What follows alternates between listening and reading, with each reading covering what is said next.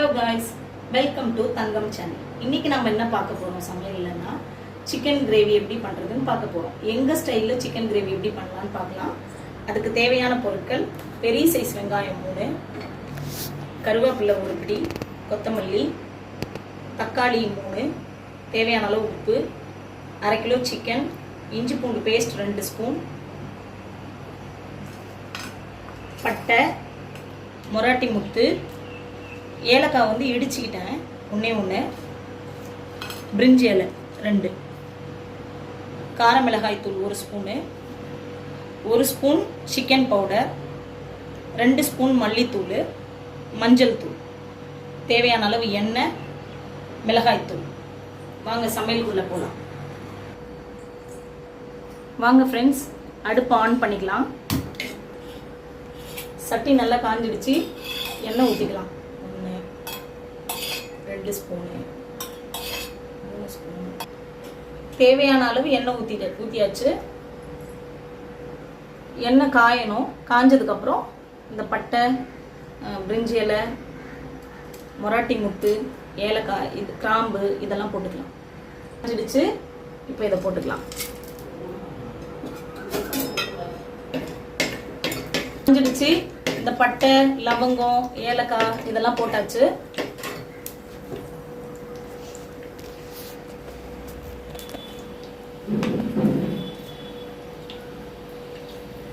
பொரிஞ்சிருச்சு.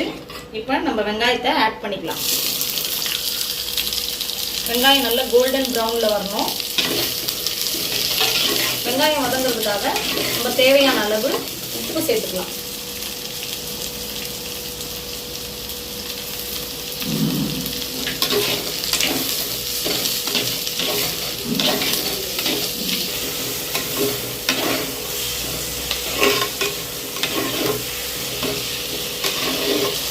கொஞ்சம் golden brown லைட்டாக வந்துருக்கு. இன்னும் கொஞ்சம் வதங்கணும். வெங்காயம் நல்ல கோல்டன் ப்ரௌனில் வந்துடுச்சு. இப்போ நம்ம தக்காளி ஆட் பண்ணிக்கலாம்.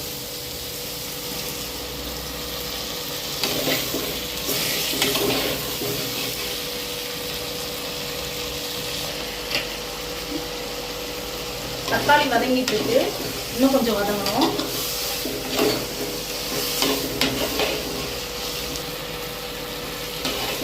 தக்காளி நல்லா வதங்கிடுச்சு.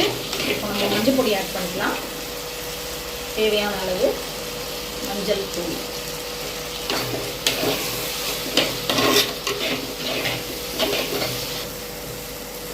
மஞ்சள் போட்டு நல்லா வாசனை போயிடுச்சு. இப்போது இஞ்சி பூண்டு பேஸ்ட்டு. இதில் என்ன ஆட் பண்ணியிருக்கோன்னா 1 பிடி கருவேப்பிலை, 1 பிடி கொத்தமல்லி, 2 பச்சை மிளகாய் ஆட் பண்ணியிருக்கேன். இஞ்சி பூண்டு பேஸ்ட் நல்லா பச்சை ஸ்மெல் போகிற வரைக்கும் நல்லா வதக்கிக்கணும். இஞ்சி பூண்டு நல்லா வதங்கியாச்சு. நம்ம ஆட் பண்ண வேண்டிய பொருள்: சிக்கன் மசாலா 1 ஸ்பூன், மல்லித்தூள் 2 ஸ்பூன்,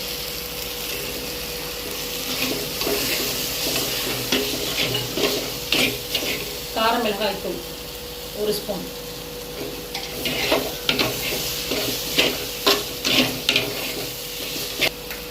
குழம்புத்தூள் 2 ஸ்பூன்,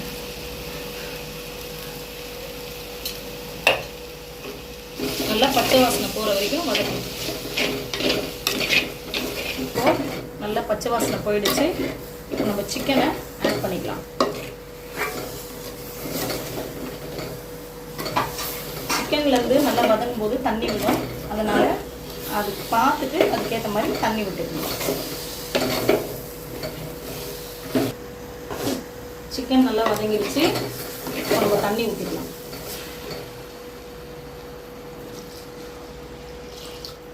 தேவையான அளவு தண்ணி.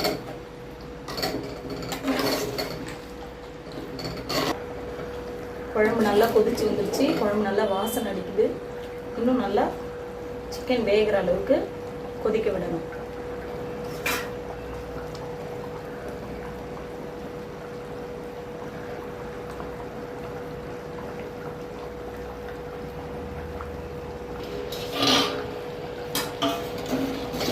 குழம்பு நல்லா கொதிச்சு வந்துட்டு இன்னும் கொஞ்சம் கொதிக்கணும். கொதிச்ச உடனே ஆஃப்.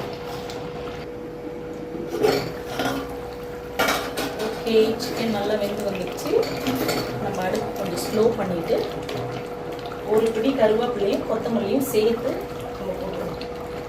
அப்போ தான் இந்த கருவேப்பிலையோட ஃப்ளேவர் வந்து நல்ல டேஸ்ட்டை கொடுக்கும்.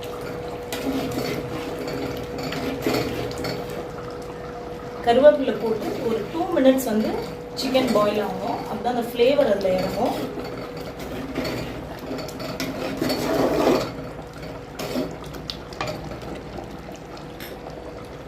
சிக்கன் கிரேவி ரெடி ஆயிடுச்சு.